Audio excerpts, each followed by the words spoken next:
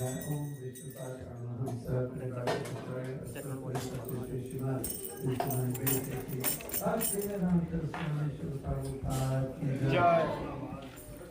Om Vishnupada Paramahamsa Parivaya Astotra Satya Shri Srimad Vishnupada Bhakti Siddhanta Saraswati Maharaj Srila Prabhupada Ki Jai. Ananta Koti Vaishnava Vrinda Ki Jai. ISKCON Founder Acharya Srila Prabhupada Ki Jai. Nam Acharya Srila Haridas Thakur Ki Jai. Prem Se Kaho Shri Krishna Chaitanya Prabhu Nityananda Shri Advaita Gadadhara Shivasari Gaur Bhakta Vrinda Ki Jai. Shri Shri Radha Krishna Gopa Gopinath Shamakund Radha Kund Gir Govardhan Ki Jai. Shri Vrindavan Dham Ki Jai. Navadvip Mayapur Dham Ki Jai. Ganga Mai Ki Jai. Jamuna Mai Ki Jai. Tulsi Devi Ki Jai. Bhakti Devi Ki Jai. Samaveta Bhakti Vrinda Ki Jai. Shri Shri Radha Gopi Vallabha Ki Jai. Gaur Pramananda. All glories to the assembled devotees. All glories to the assembled devotees.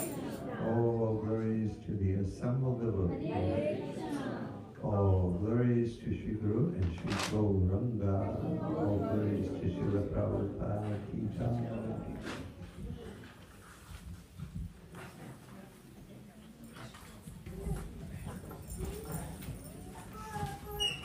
Namaste Narasimhaya. Namaste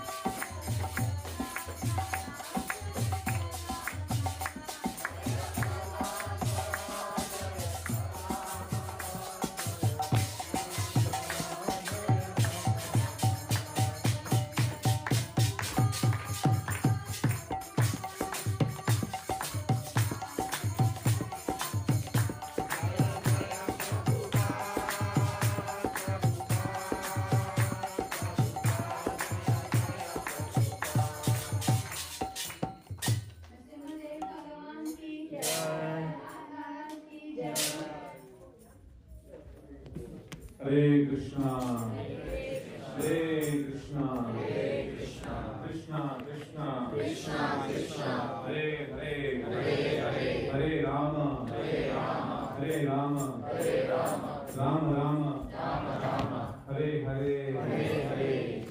Before we begin our announcements, may I request all the devotees, because there will be so many people who will be coming here tonight.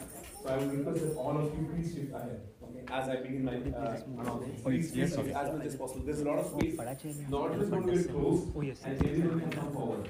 Okay, please come. There will be so many people who will be coming as night progresses.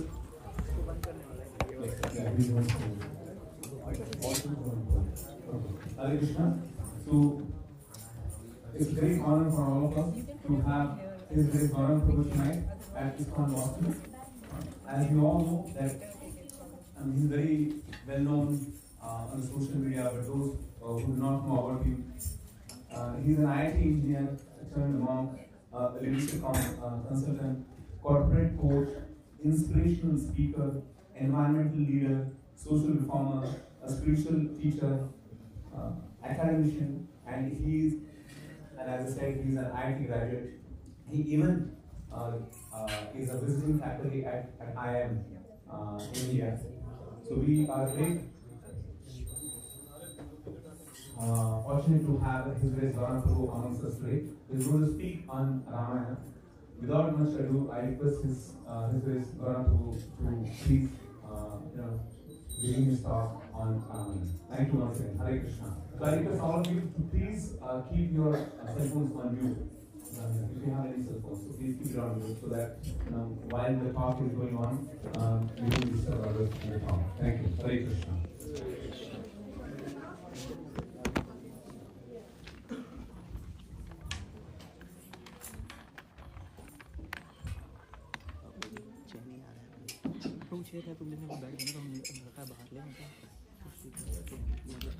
Hare Krishna.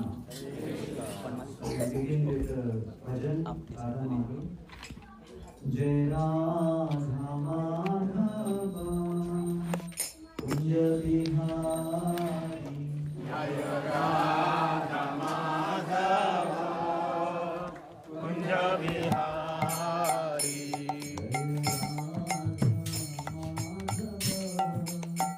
Kunja Bihari.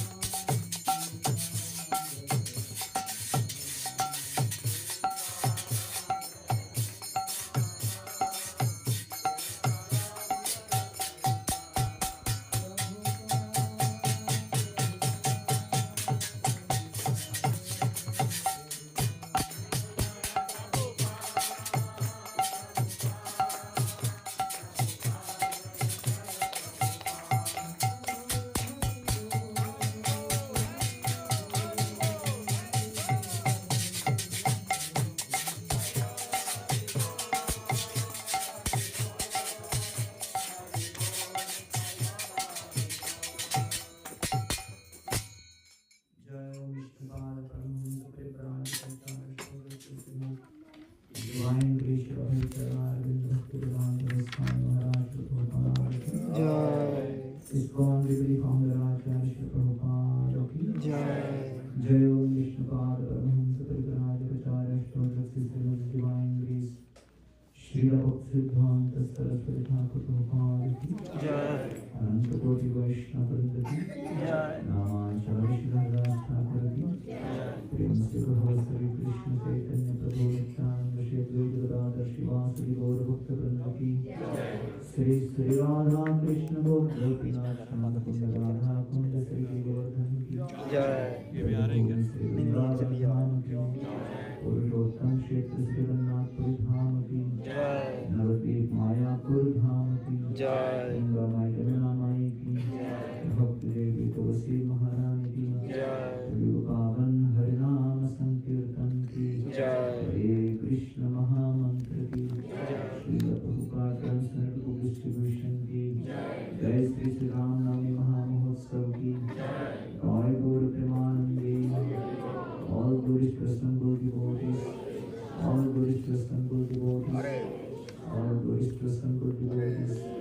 All glory, all glory to Sri Guru and Sri Gauranga.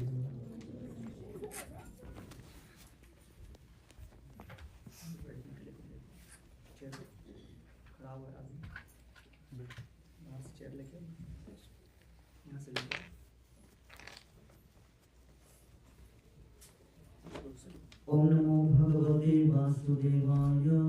Om Namo Bhagavate Vasudevaya. Om Namo Bhagavate Vasudevaya. Om Namo Bhagavate Vasudevaya. Om Namo Bhagavate Vasudevaya. Om Namo Bhagavate Vasudevaya. Om Jnanati Varamihasya Jnananjana Shalakaya Chakshurumritam Tasmai Shri Gurave Namaha. Namo Vishnupadaya Krishna Krishnaya Bhutale Srimate Bhaktivedanta Swami Nityananda. Namaste Saraswati Deve Gauravani Pracharine Nirvishesha Shunyavadi Pashchata Destarine. Jai Sri Krishna Chaitanya Prabhu Nityananda Shri Advaita Gadadhar Shivasadi Gaura Bhaktivedanta. Hare Krishna Krishna Krishna Hare Hare. Hare Rama Rama Rama Hare Hare. Hare Krishna. So I welcome all the guests on the occasion of the upcoming Ram Navami festival on Thursday, 30th of March.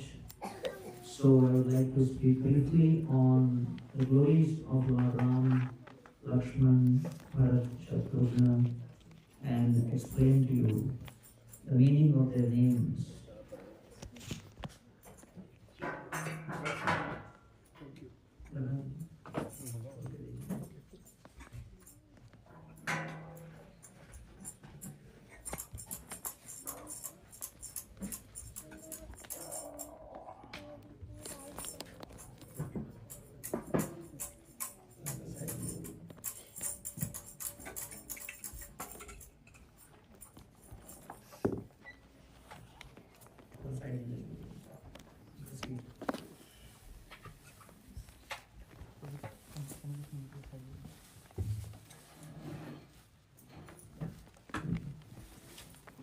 So, The word Ram basically means ocean of pleasure.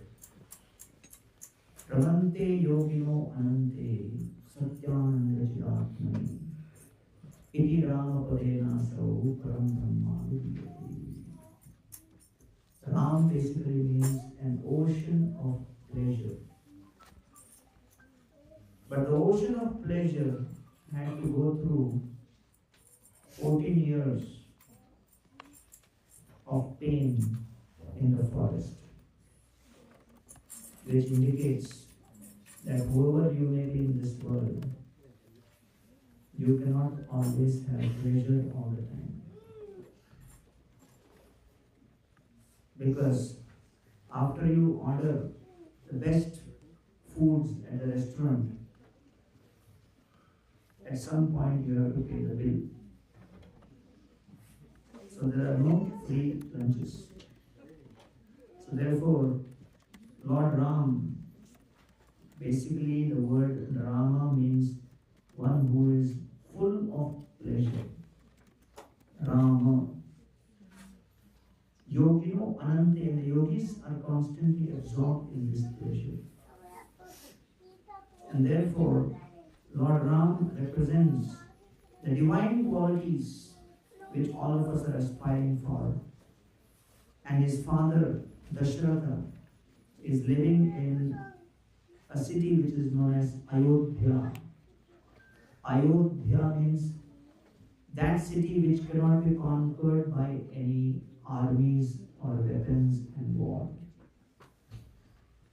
And as per the timeline of lifespan in Satya Yuga, Dasharath Maharaj stayed and ruled over Ayodhya for 60,000 years. No corporate in today's world executive can expect such a career. With no threat of layoff, 60,000 years ruling as the king, never had any failure in any battle, always successful. 60,000 years he had a rule over a kingdom which was undisputed.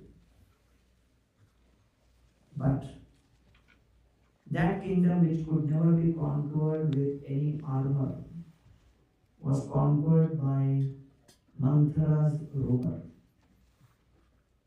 So therefore, Lord Ram is about to be made the king by Dasharath. And Dasharath Maharaj decides to coronate Ram as the king. And he invites the whole of Ayodhya. And all the citizens of Ayodhya come. Because they are all looking forward to this announcement. And Dasharath Maharaj looks at all the kingdom vasis and says, I am going to make Ram the king. And there is a tumultuous sound, there is a huge applause. There is such a thunderous applause that even Dasharath is bewildered. And Dasharath turns to the minister and says, what is the cause of this huge noise after I made the announcement? The minister says, I will only explain to you if you promise me you will not punish me. Dasharath said, why should I punish you? Tell me why. So the minister said, all the kingdom vasis, the citizens of Ayodhya are in bliss, are in ecstasy.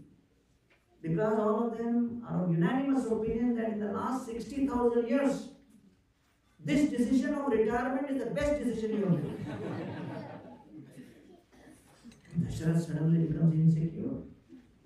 And he starts thinking, am I so useless that my exit is being celebrated like this? Then he starts thinking, should I retire? Or should I postpone my plan? Then he looks at the minister and says, okay, why do you think everybody is so happy? The minister says, don't misunderstand. Everybody's happiness is not because they are finding some fault in you.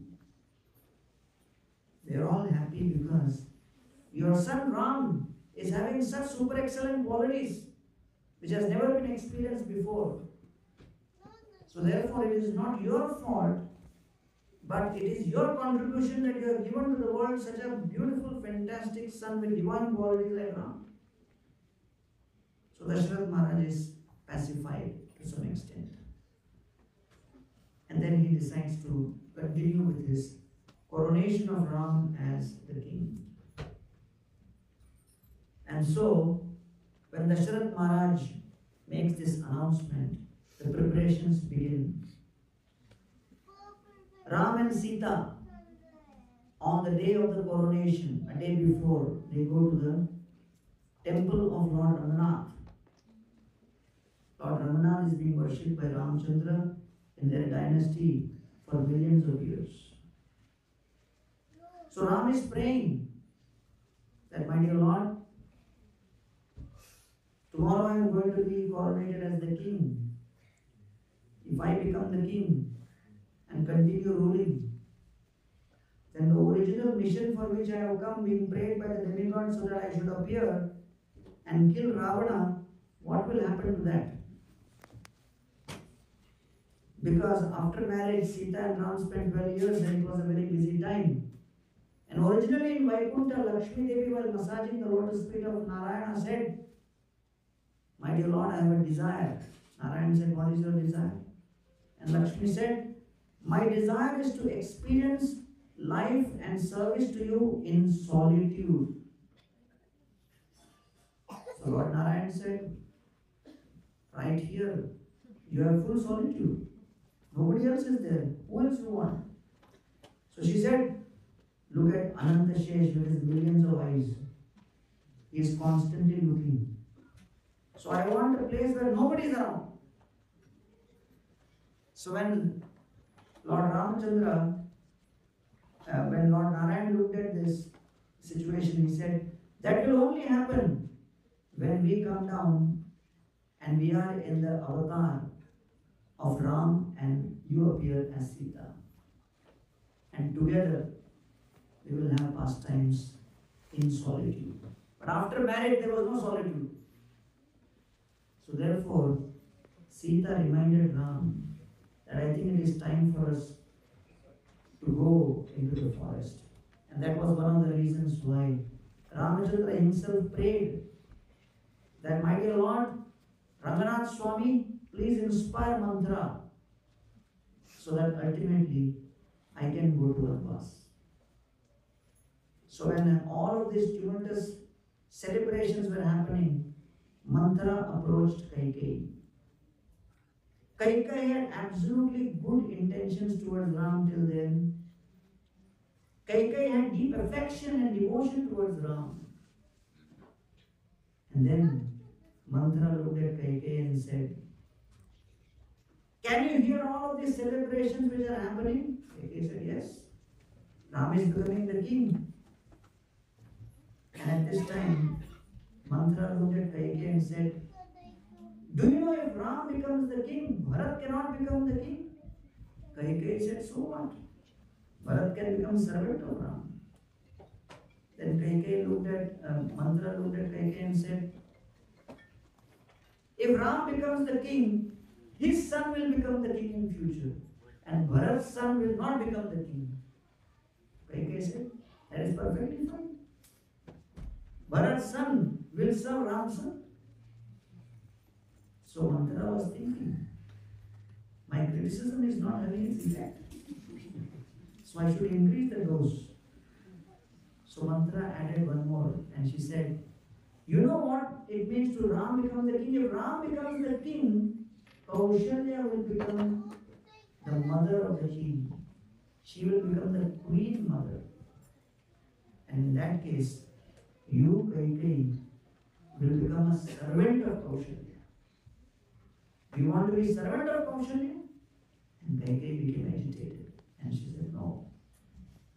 And that is when she was inspired by Manthara to ask for the two boons, that Bharat be made the king and Ram be sent to the forest. And this is the power of criticism.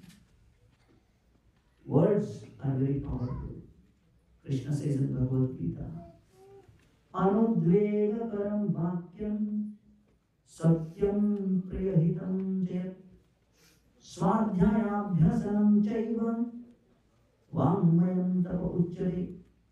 The austerity of speech consists of speaking words which are not agitating to others, which are truthful, which are pleasing, and depending on how we speak, we can actually influence others' lives.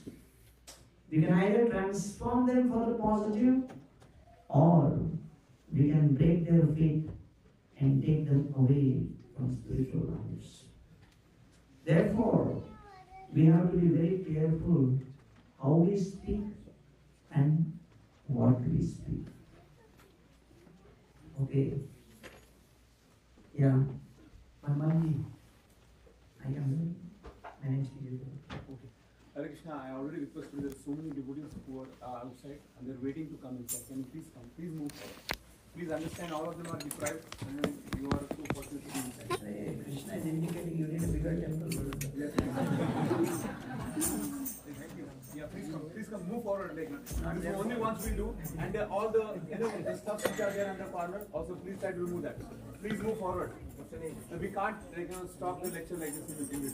Please make sure that all of you, please move forward. When we request you, so that means that you have to understand people outside there, they are requesting us to come inside.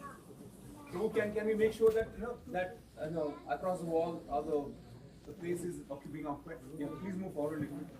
All the Mataji there, please close the room. There is a space here. Please. So, yeah, I'm ready. So many years ago, I think before Vanamali Prabhu became the president, somebody was there who organized an event at MIT for me. And then I was giving a talk at MIT for the first time. I was also very excited because I was from IIT. Bada bhai, MIT. And then, the one who was organizing the event tried to set up the LCD projector, and for some reason the projector was not working. So I was also quite amused that I thought only in India these things happen. So I thought, I felt at home. So very happy with that. So, he tried a lot to make the projector work, didn't work. Then he came up to me, the organizer, and spoke to me in my ear. Prabhu, projector not working. We can't show your presentation. Today you depend on Krishna and give your lecture. So I said, thanks for giving my philosophy to me. And I couldn't speak anything because the topic of my lecture was overcoming anger. And the first point I was going to make was, many times things will not happen the way you expect in life. But you have to control your emotions. Right? So anger is one letter short of danger.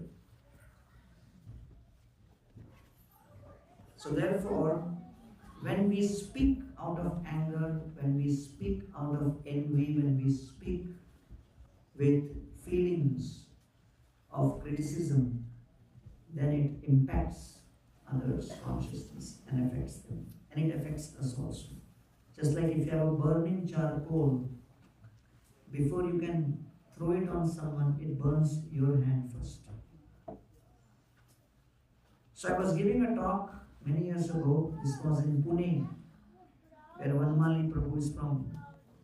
And this was a talk at a jail. It's a famous jail in India called Yeravada jail. A lot of life convicts are there. 500 people were sitting for my lecture. And I like jail program. You know why? Because audience is guaranteed. You don't have to advertise. And as I gave the talk, after my talk I said, any questions? One prisoner raised his hand and said, I have a question. I said, ask. He said, I will come on the stage and ask.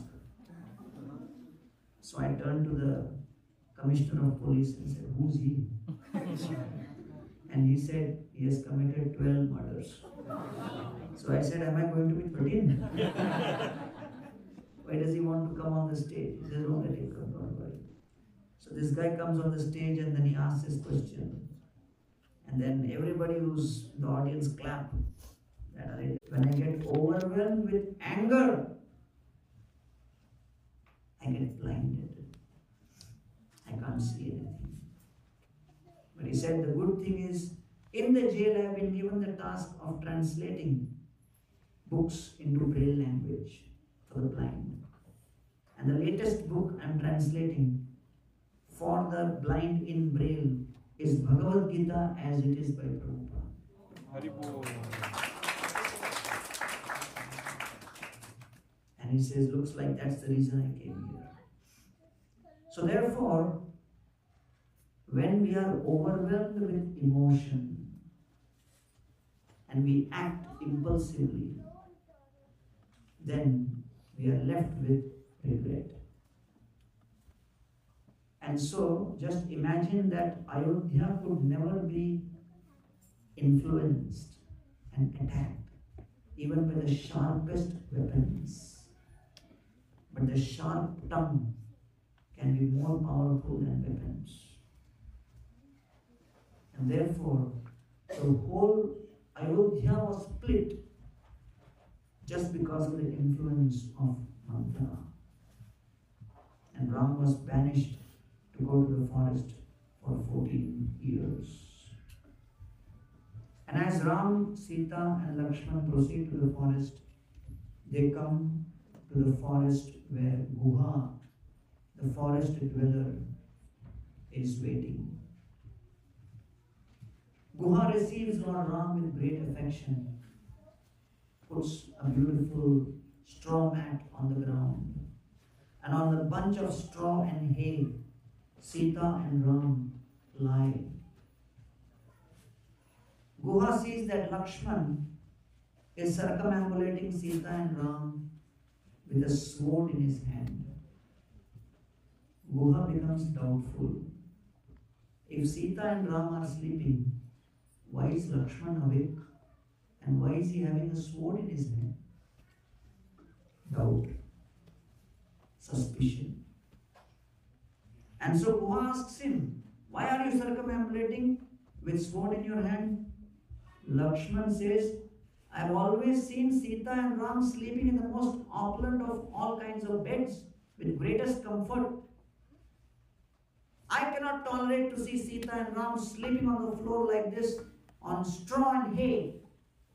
In fact, I take a vow that for the next 14 years, I will not sleep for one single moment till the day comes when Sita and Ram are sleeping on their bed in the opulent palaces in Ayodhya. Lakshman takes a vow to forego sleep. One of the most difficult things, you cannot imitate. One cannot imitate this because sleep is one of the most difficult things to overcome. Our aartis in our temple start at 4:30 in the morning. All of us who stay in the temple, we will get up 3:30, 4 o'clock, and then start Mangal Aarti 4:30. So in the initial years, it is not easy. Then it becomes habit. So we had one monk who was part of our temple in the initial years.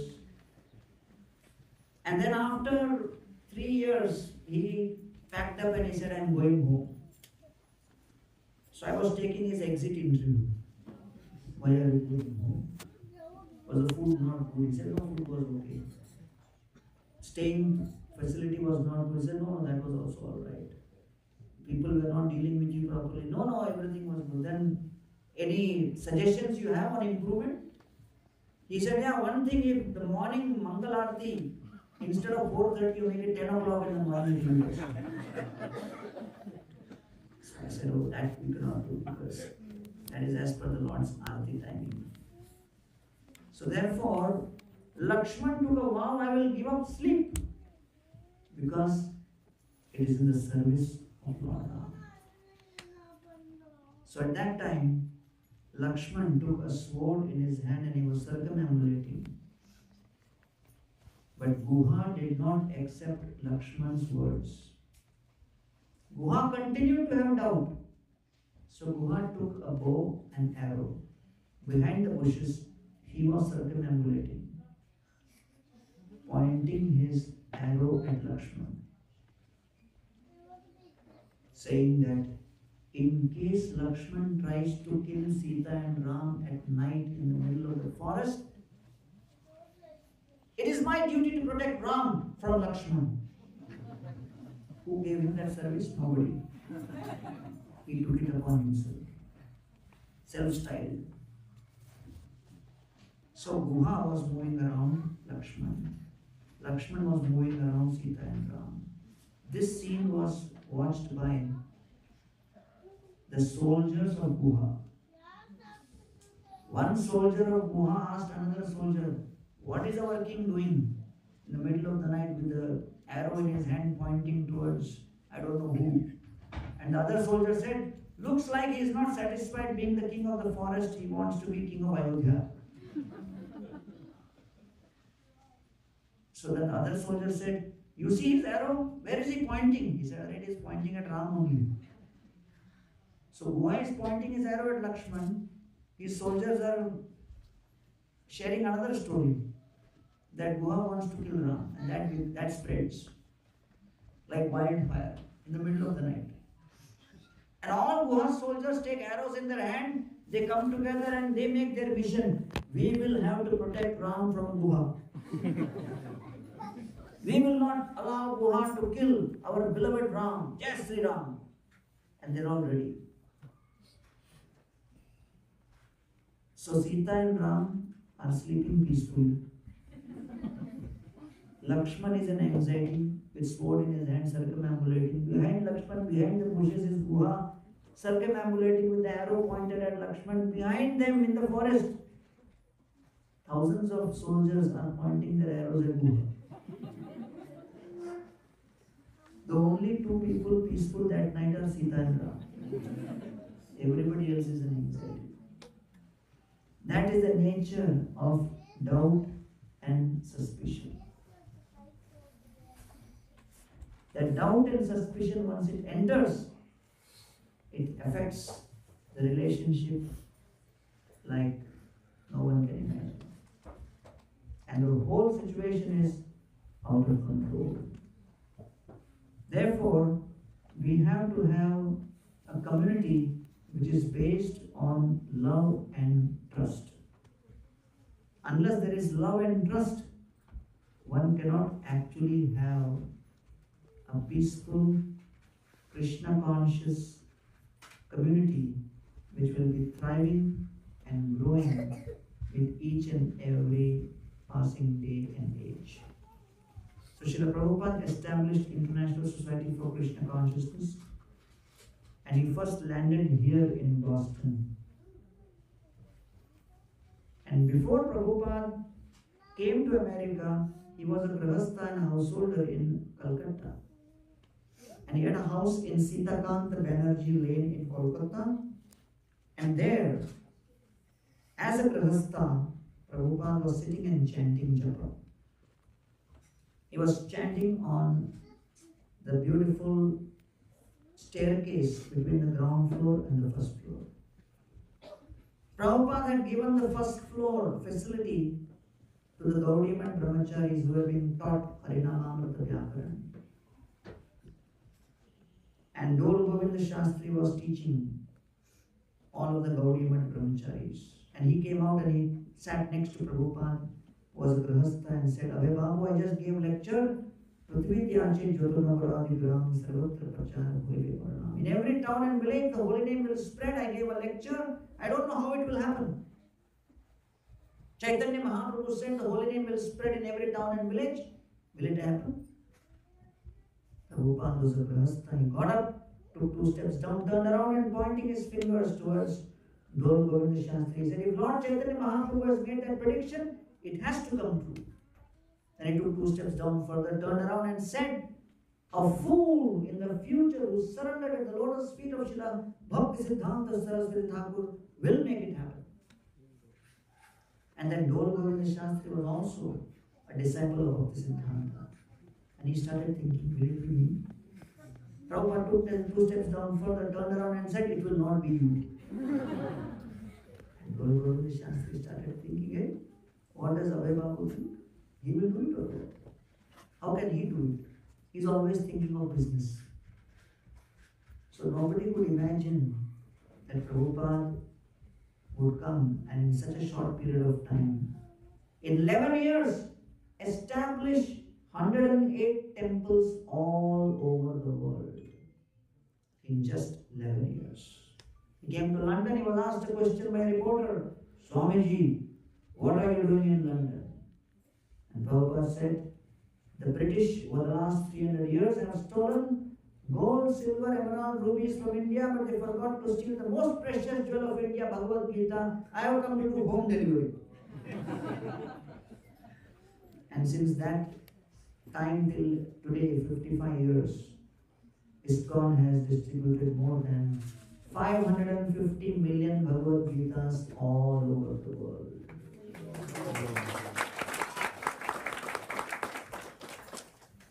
In fact, when I was distributing Gita in the local train in Mumbai, when I showed the Gita to one gentleman, he looked at me and said, "Ye Gita free mein hai kya? Is this Gita for free?" I said, "No, it is for 70 rupees." He looked at me and said, "Krishna spoke the Gita to Arjuna free. Why you are charging 70 rupees?" I said, "Krishna spoke in Kurukshetra. This is Mumbai, 70 rupees transport charge." One gentleman called out to me from behind in the airport, said, Swamiji, wait. I said, "What happened?" He came to me and said, "I am almost 78 years old. I think this is the right age to start Bhagavad Gita. Do you have Gita with you?" I said, "I don't have here, it is in the temple, but I can organize to be sent to you." "What do you do?" He said, "I am a CA. I said, "Oh, you are chartered accountant?" He said, "No, complete aram." And he said, "I believe this is the time you should start, right?" He said, "No. The Gita is a textbook for life. And we have to begin and whenever we get an access and opportunity. Because we have to understand that life is not about just speed. Because when you sit in your car, the first thing you focus on is not your speed. The first thing you enter is your address in the GPS. Without the destination, speed has no value. And therefore, the modern education system is only pushing on speed. And we are trying to help you set the right direction. We are helping you with the GPS of life. That's what the Gita and the Bhagavatam is supporting us with. So therefore, when Lord Ram, along with Sita and Lakshman, is further into the forest, they come to Chitrakoot. And that is where Ram's brother, Bharat Maharaj, by that time comes. When Bharat comes to Ayodhya, there is severe criticism of Bharat because all the Ayodhya Vasis are convinced that whatever has happened is orchestrated by Bharat. And Bharat is saying, "I have nothing to do with this." Nobody is willing to believe. Why? Because the circumstances in which the entire conspiracy was played out. Bharat was a beneficiary, it was executed by his own mother. And although Bharat truly had nothing to do with this entire episode, all of us will face circumstances in life where in spite of our best efforts to explain to the whole world with the most logical, eloquent language, we will not be able to convince anybody about our innocence. At that time, we have to realize that I have only one thing remaining, In this climate of circumstantial misunderstanding, the only thing I can do is tolerate. Tolerate, tolerate, and tolerate. Tam Viditrasva Bharata. Tolerate. There were a bunch of people crossing a river in a boat. One guy asked, the person sitting next to him was like a well-built, muscular fellow, said, "What's the time?" And this muscular fellow took his fist and gave him on his head a big punch. And then he got bewildered. And all the others were saying, "Hey, this guy was beating you. Hit him back. Hit him back. Show him who you are." So this guy said, "No, let me ask him why he hit me like this." He said, "Sir, I asked you time. Why you beat me like that?" So he said, "Well, that is my way of saying it is 1 o'clock. That's my language. That's my style. You ask the time? I did." So all the others said, "Hey, come on, let's beat him up together." And this guy looked at his size. And then he kind of was trying to remember the pain he felt with that punch. And then he said to others, "No, I'm only feeling happy that I did not ask him the time 1 hour before." Because certain times the circumstances will be such that whatever you do, you cannot conquer over. You simply have to tolerate. So therefore the word Bharata means what? Bharavahi iti Bharata. One who has the capacity to lift heavy load. And what is one of the heaviest loads? When people who are closest to us have the greatest power to influence us, and they have the greatest influence over us, when they are the ones who misunderstand us. Therefore, intimacy is a double-edged sword. To the extent intimacy can cause joy, to that extent we should know that with every intimate relationship we are vulnerable to have our heart broken.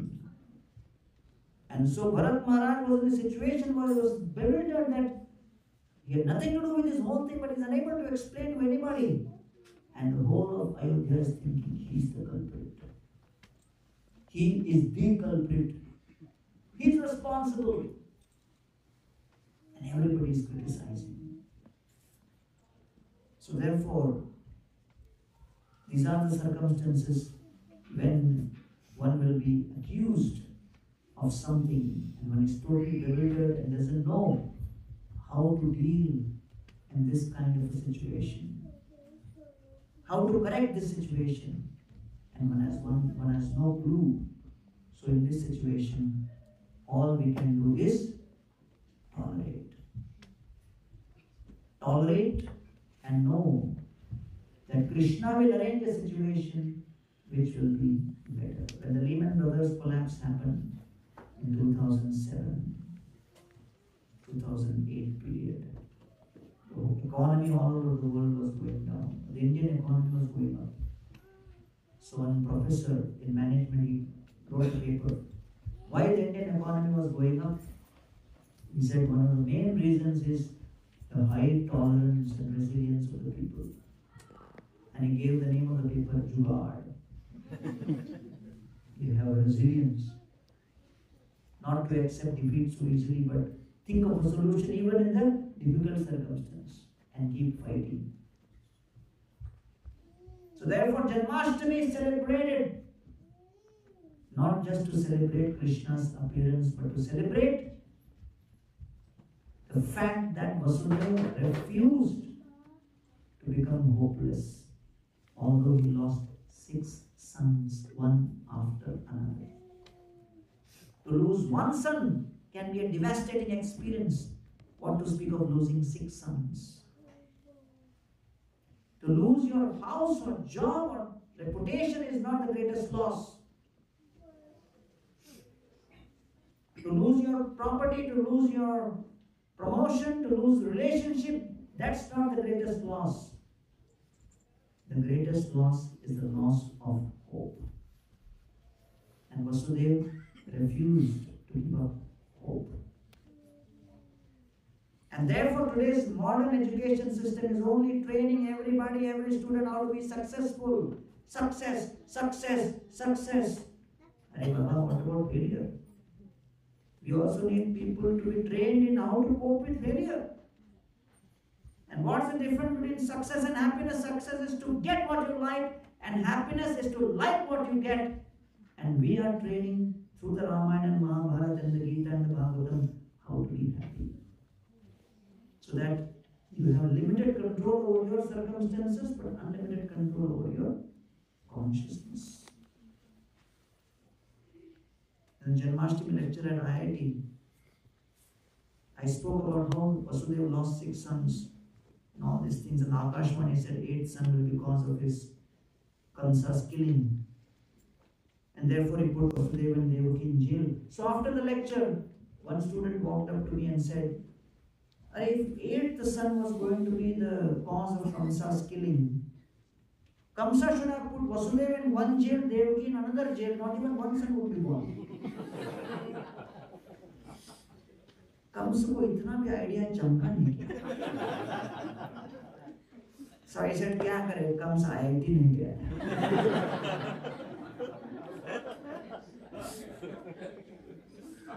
So when you celebrate Janmashtami, you forget the fact that the Janmashtami could happen on the foundation of Vasudeva's and Devaki's ability to go through excruciating pain without losing hope. And that's a very, very crucial factor. And the same happens with Bharat. He comes back, he's not privy to any of the episode which has happened. Everybody is avoiding him, everybody is criticizing him, and Bharat Maharaj is totally bewildered. And he's trying to explain, I'm not party to this, I'm not responsible, I was not involved. Nobody is willing to listen to him. And then it is time for Dasharath Maharaj's dead body to be set to fire as funeral rites. Bharat goes to take the fire, to set fire to Dasharath Maharaj's dead body. Vasishtha holds his hand and says, you cannot do the last rites. Bharat Maharaj says, after Ram, I am the next eldest, I have to do the rites. Who will do? Why I should not do? Vasishtha says, just before departing, Dasharath Maharaj made his last will. And Dasharath Maharaj, before departing, he exclaimed very, very strongly, vocally, clearly, that both Kaikeyi and Bharat are the biggest culprits. They are the main conspirators. Kaikeyi is not my wife and Bharat is not my son. And I do not want Bharat to contaminate my dead body also by touching that fire. Make sure he is not allowed to touch my body with the fire. Saying this, Dasharath Maharaj departed. Bharat has no opportunity to clarify. The person whom he loved the most has ended his life cursing Bharat, that he is responsible for my death. And Bharat has to live with that misunderstanding of his father for the rest of his life.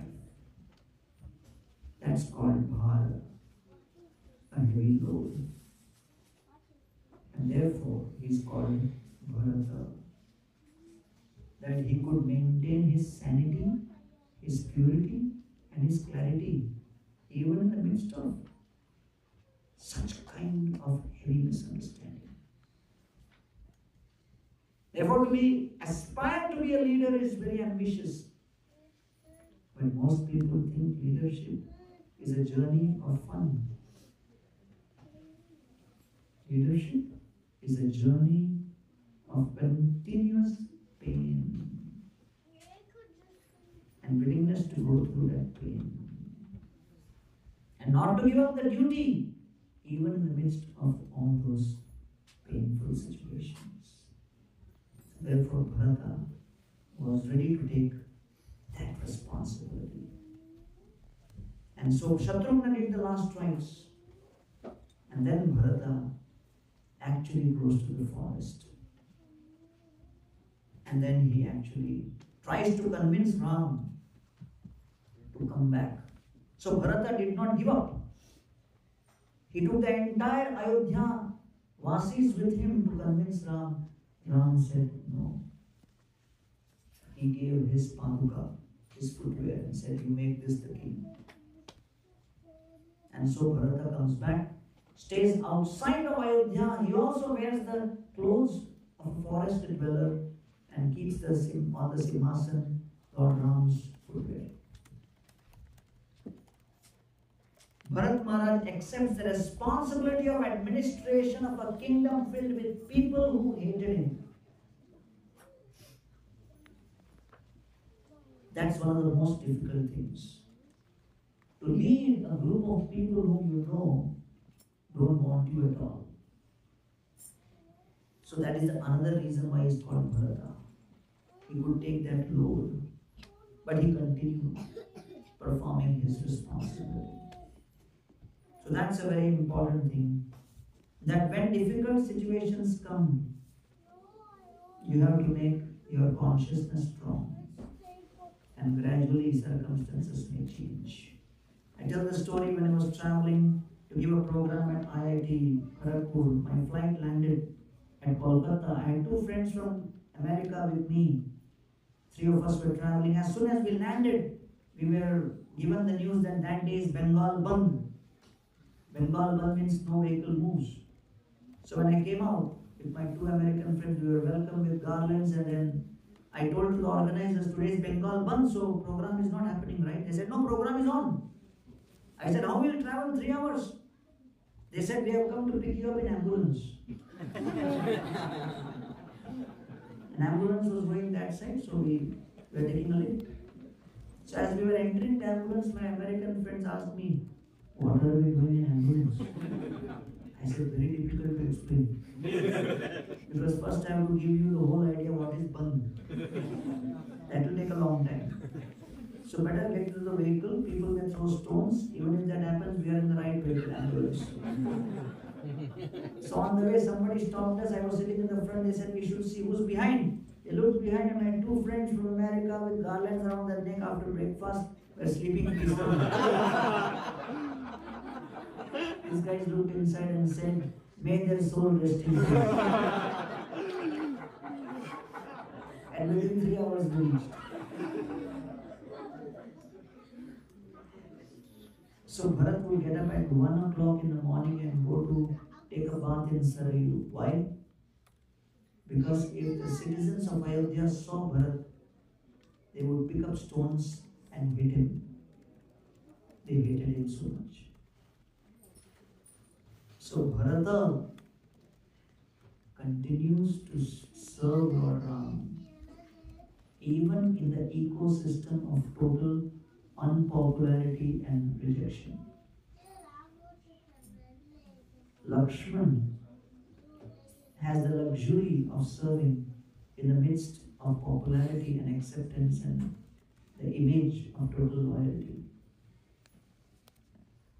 You will never see a temple where there is Sita, Ram, Lakshman, Hanuman and Bharat. Bharat knows for the rest of eternity, I am not going to be in any Ram temple. I am not part of the club. But I continue serving.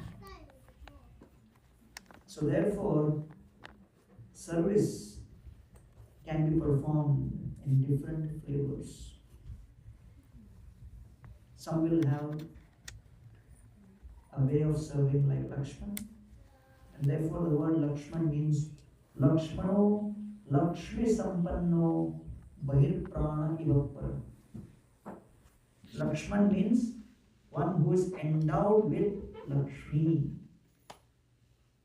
Lakshmi means prosperity, wealth. So why is he called Lakshmi? Because he spent also so many years in the forest. He had the prosperity of Seva to Ram 24/7. He continued serving even though he was misunderstood also. By Sita, was criticized, but still he continued. So therefore, he is known as Lakshman, one whose possession, real possession is Lakshmi, is opportunity to serve. As long as one gets an opportunity to serve and is satisfied and he considers that to be my greatest wealth, that is the understanding of Lakshman.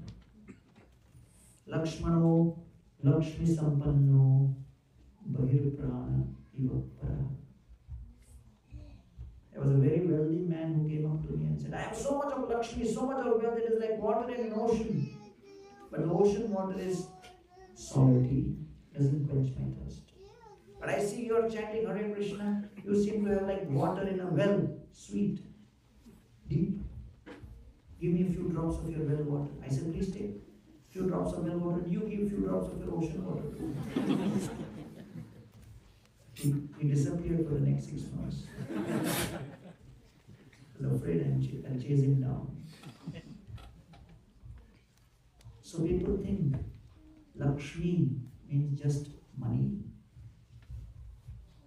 But during the churning of the milk ocean, the first thing which came out was wish or poison. After that, Lakshmi came from the ocean. So Lakshmi is considered to be the younger sister of wish or poison. So if one tries to have a look of enjoyment towards Lakshmi and take her away from Narayan, she complains to her elder brother. Elder brother become angry, enter the life of such people who try to separate Lakshmi from Narayan, and the person's life becomes poisonous. So therefore the real Lakshmi is Seva, the opportunity to serve in all situations. Right? We had a temple in Australia and they were doing kirtan and the police caught hold of the devotees and put them in jail for doing kirtan in the streets. They wrote a letter to Prabhupada and Prabhupada said, don't pay the bill. Continue chanting kirtan in the jail. Devotees continued chanting. So the prisoners were getting bored. They saw the devotees Harinam, they also started chanting. Gradually, whole jail converted into Harinam Kirtan. By seeing that there were various guards in the jail, they also started chanting. So every day was Kirtan. So one day when the jailer came, one of the guards looked at the jailer and said, Haribo. So the jailer got bewildered, what's going on, and when he did detailed inquiry, he found out this is going on, and he called all the devotees and said, you have to get out of the jail. But the devotees were thinking, our program is better inside the jail. So the jailer said, no, you guys are more dangerous inside than outside. So therefore, Srila Prabhupada gave everybody an opportunity to serve as per their situation. And Lakshman basically means one who looks at every opportunity to serve and doesn't consider any status. Usually, a prince would never serve another prince. Princes are meant to rule. They are used to being served. Lakshman as a prince is serving another prince, is to demonstrate that's our constitutional position, to serve. And so the fourth brother is Shatrughna, the killer of enemy. So you may think, oh, Shatrughna means he has killed many enemies. How many did he kill? One. Lavanasura. Whole life record of killing is only one. One demon. So for killing one demon, he's called Shatrughna. May look a little strange. You say, here is book distribution personified. How many books he distributed? One small book. And that too he gave away in discount. You are calling him book distribution personified. So why you are calling him Shatrughna? Because he conquered over the Shatru of ego. And Shatrughna is glorified more than Bharat. Because Lakshman served Bhagavan, Bharat served Bhagavan, but Shatrughna served Bhagavat. To serve Lord is easier than serving the Lord's devotee. Whole of Ayodhya was criticizing Bharat, but Shatrughna continued loyally serving Bharat. His service was not based on popular vote. So Shatrughna represented the humility which is required to serve the devotee of the Lord in all situations. And therefore, when we are in the Krishna consciousness movement, our main responsibility is to be in the mood of being servant of the servant. Right? So, when I was, in the outreach in colleges, one medical college I was preaching to, and one of the students was very fired up, spreading the word about the Gita in the hostel and college. And I used to tell him, Baba, spend some time studying also. He said, no, worry. My passing is in Krishna's hand. And then you have only said Krishna will take care. I said, hey, don't put on me. You better do your duty, study. So one day before the final medical exam, I was standing in front of Radha Gopinath praying. Half an hour. I got bewildered. I said, what are you praying? He said, I am telling the Lord, the whole campus knows that I am preaching Hare Krishna philosophy. I am Hare Krishna man. So I am praying to the Lord, the future of Hare Krishna in the campus is in your hand. I said, what a bargain. And then next day exam was there. And after 2-3 months when the results came, he passed. On that day I went to the campus for a lecture. Usually in my lecture, 7-8 people would come for lecture. For prasadam, 50-60 would come.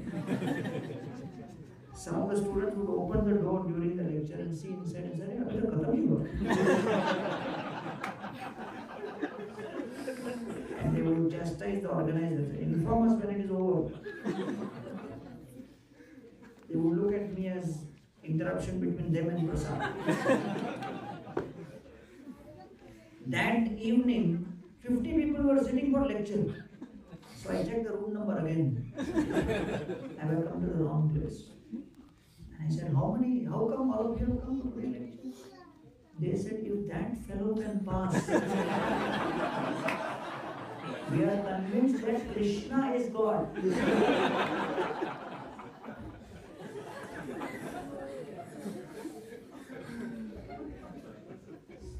And because he passed, 3-4 other fellows who studied 10 times more than him, they failed. They went into depression. And then not only he passed, he got a postgraduate seat also. So I told him, Baba, in undergrad you put a lot of load on Krishna.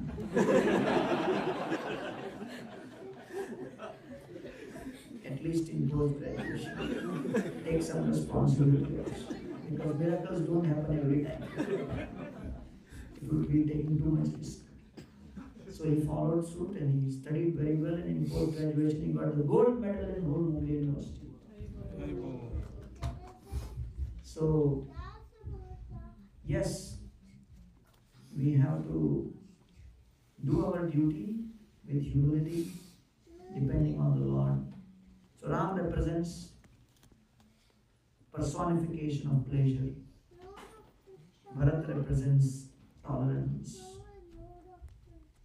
Lakshman represents service attitude personified, and Shatrugna represents humility. So therefore,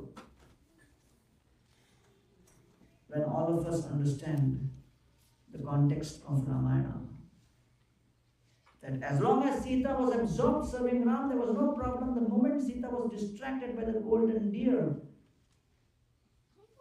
the 10-headed mind in the form of Ravana, with 5 karmendriyas and 5 jnanendriyas, the personification of the mind Ravana kidnaps the soul and puts the soul in the middle of the body of Lanka, surrounded by ocean of material existence. At that time, Lord Ram is bewildered whether Sita has gone on her own, deserted me, or what? What are the circumstances under which Sita has broken her relationship with me? I don't know. When you are doubtful about the future of a relationship, you can't front end the communication. You need a third party. Because the relationship is in a delicate state. There is uncertainty.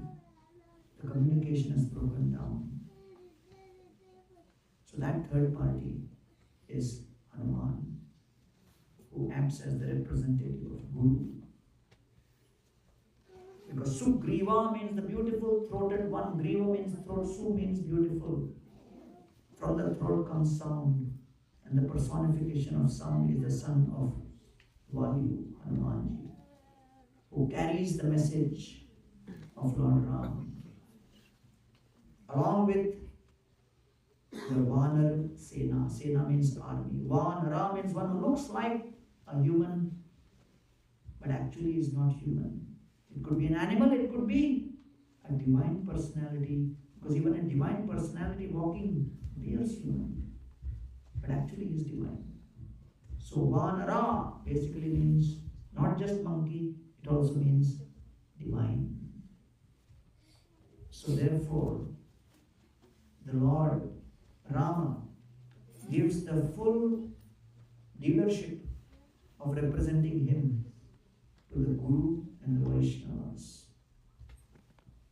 And then the soul, which is trapped by the material existence, takes shelter of the Guru and the Vaishnavas.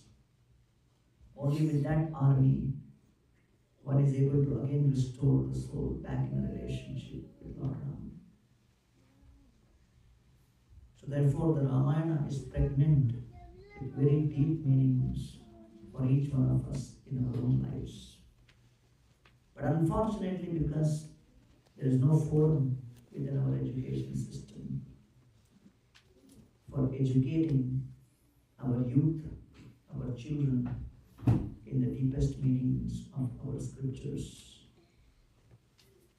So people are unaware of the potential of all these scriptures, and the whole education system has become an obsession with upskilling, with no focus on helping people grow their will. Arjuna had all the skill, but he lost the will. And therefore today, the world is facing a pandemic of mental health, where people with skill are losing their will. And so it is high time that we look back in history, go deep into our own wisdom, reconnect with these practices, which have been perfectly curated and designed to make you strong will. And with that will, one will be able to remain eternally hopeful even in the most excruciatingly painful circumstances. That's the message of Ramayana as we enter into the Ram Navami festival. Yes, next January the Ram Mandir will be built and the Ram deities will be in the new temple. But more importantly, each one of us has to install Lord Ram and his teachings in one's own heart. Because Ram is not a political symbol. Ram is actually meant to be our eternal shelter to be kept in our heart. So thank you all very much for coming this evening and spending the Ram Navami festival with all of us. Thank you very much.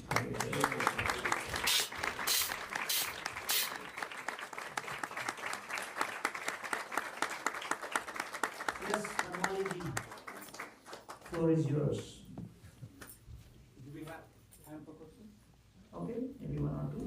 Okay. If anyone wants to ask any questions, now is the time, please. I think their main question is, do we get prasad or not? Rest assured, there is a very wonderful prasadam which is awaiting for all of you. Okay. Yes. So before you ask question, let me introduce my uncle, Dr. Murthy, and my mother, Sri Sachi Devi, who are here.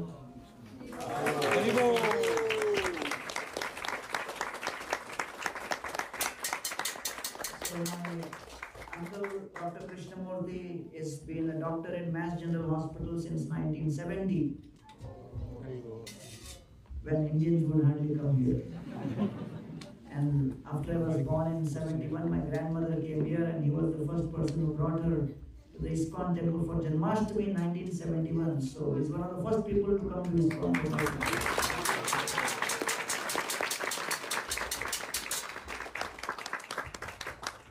And we also have from India a new cook who has joined, and Pujari Uddhav Prem Prabhu just joined 2 months ago.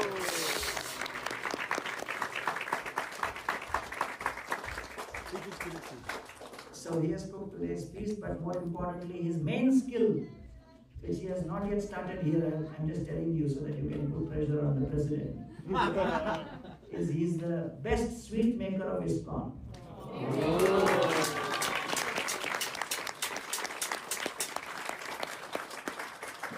And in our Kartik Yatras, when we cook, he would make sweet for 5,000, 7,000, 10,000, 25,000. So he can not only cook excellent, but he can cook at scale. So to engage him, you have to organize big festivals. Okay, yeah, any question? Anyone has? Yeah, please. Radhe Radhe, Jai Shri Krishna. Guruji, can you explain, or maybe can you throw lights on the power of Lord Hanuman, especially in... Yes, the power of Lord Hanuman.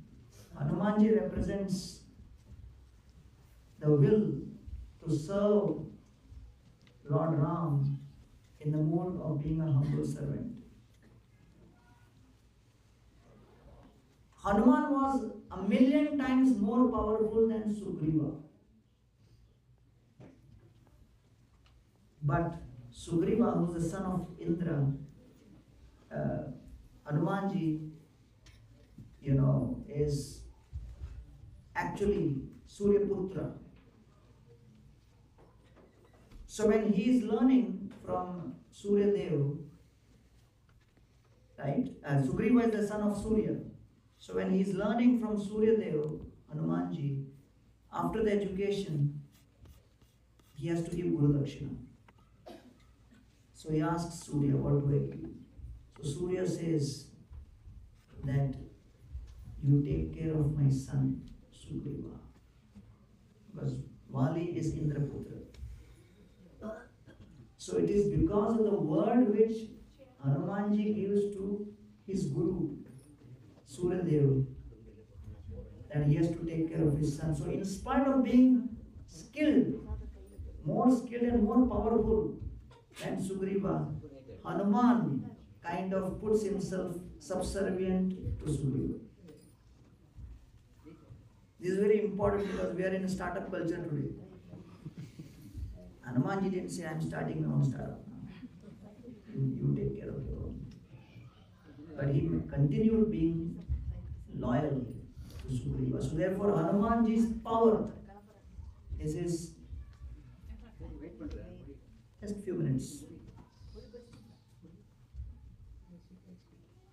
Hanumanji's main power was his ability to remain humble and loyal. So many times in India you go, you see Hanumanji's picture in gyms, and people feel you have to become powerful like Hanuman. No. Another power of Hanumanji, he was the hero of the battle of Lanka. He was the main warrior on behalf of Ram. In next Yuga, Krishna decided to make Arjuna the hero. And he put Hanumanji on the flag. The hero was given the task of clapping and cheering. Right? How many heroes can handle this? And then when Hanumanji is on the flag, he is seeing Arjuna is bewildered and crying. So that time Hanumanji didn't climb down and tell Lord, I told you not to make new heroes. I am already tried and tested, Baba. Why are you bringing in new players in the market? He continues performing that role. So Sevak means he has Seva Bhav. He is not attached to the details of the Seva. So that is humility. And after he has burned the whole of Lanka, Sita Devi starts glorifying Hanumanji and says, my dear Hanuman, my God, what kind of a jump you made all the way, and how you have shown your parakram, your bravery, you have attacked everybody, and the whole Lanka is in flames. Only you could have done. Nobody could have done this, including my husband. Ram also could not have done. Lakshmana also, only you could do. Hanumanji did not think, wow, you understood me. Somebody record it. I need to publish it.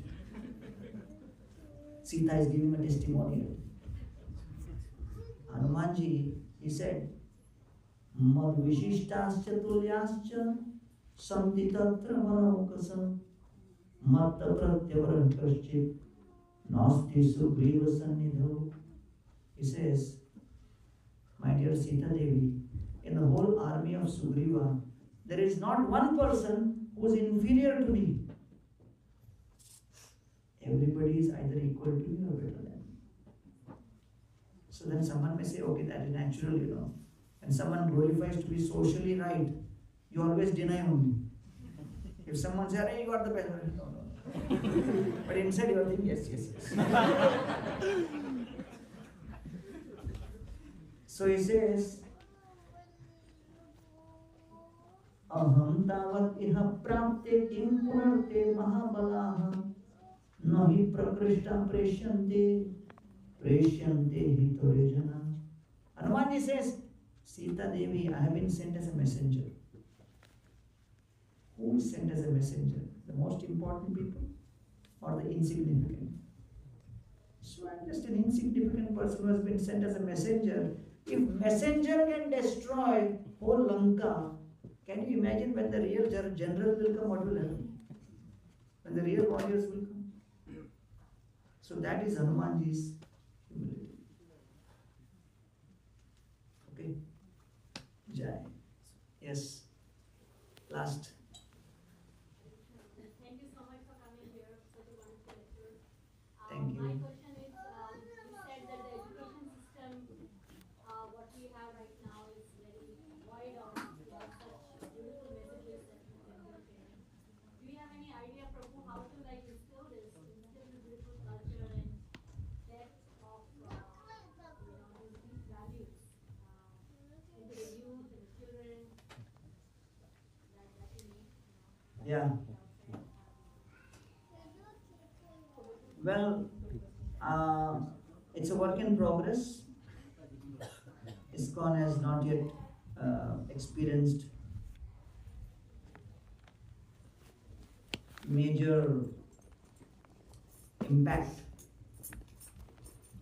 proven impact in children's education so far. Children's education has been one of our areas where we can do a lot more than what we have done so far.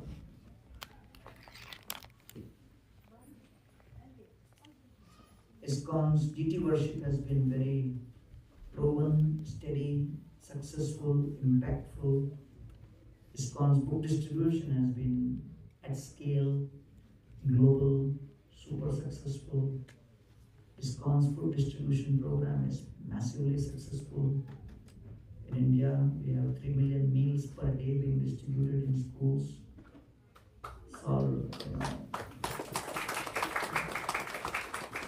ISKCON's youth outreach, at least in India, is very successful. We have 10,000 youth in college campuses chanting 16 rounds, in India. ISKCON's congregation outreach has been pretty strong. So many areas we have definitely, done well. But in the area of children's education, we need to do much more. Right? So far, we have been successful in dealing with youth who, after doing and practicing and trying everything, are frustrated. And then we try to bring them on the right track. But as far as right from the young age to train somebody into a Vedic model adult, there are not too many case studies we can share right now. But maybe by the cumulative efforts of entrepreneurial devotees across the world, that day will also come. So as of now, I have no positive news to share. But as I said in the lecture, we remain hopeful. So one model which you can look at is the Krishna Avanti School in London, in England. They have 11 schools, and it's a completely government funded, government of UK funded, both capex and opex. Almost 500 million pounds have been spent by the British government on creating and running fully Hindu, Krishna conscious schools for the last 10 to 15 years.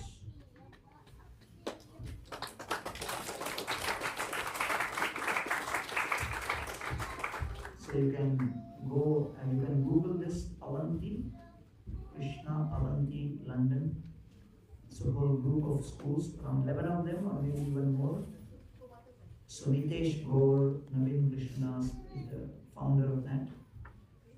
But it's a different model where in UK the government has budgets for funding faith-based schools. But I don't know whether it will actually manifest in other places. Okay.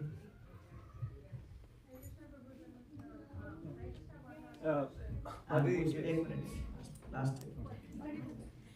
We spoke about anger and emotions just in the beginning of the lecture.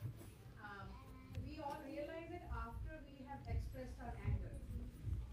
What according to you is the best way, when we are in the moment, whether it's heated argument or some setback, that we will speak, जो कहना है वो बोल देते हैं ना, उसके बाद we repent, regret, whatever. So what is the best way to control the anger when you are in that moment? It can't be artificially controlled. Over a period of time, when you get purified by chanting and other means, then you will see a transformation. So it has to be a genuine transformation, because if you have symptoms of coughing after COVID, you can't artificially repress your cough. It has to come out. So you have to heal.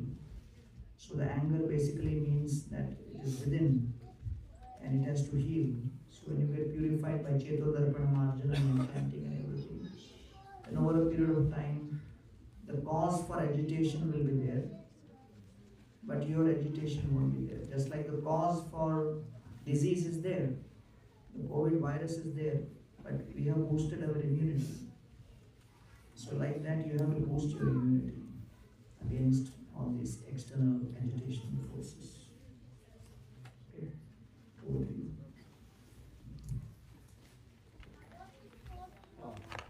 Hare Krishna. Hare Krishna, Gurus. Let's give a big round of applause to the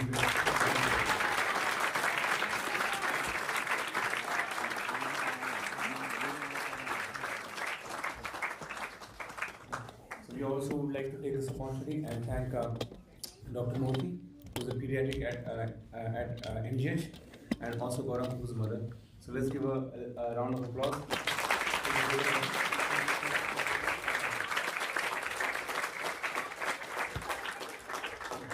So I request Sundar Gauranga to please make arrangement for the prasad. So while he's making the arrangement for serving the food, I just would like to tell a few activities what we do at ISKCON Boston. So we have services on Sunday and Wednesday programs. So Saturday and Sunday we have a full day darshan. Saturday service program is Sunday service program. You can see that it's at 5 to 6 p.m. Today was an exceptional.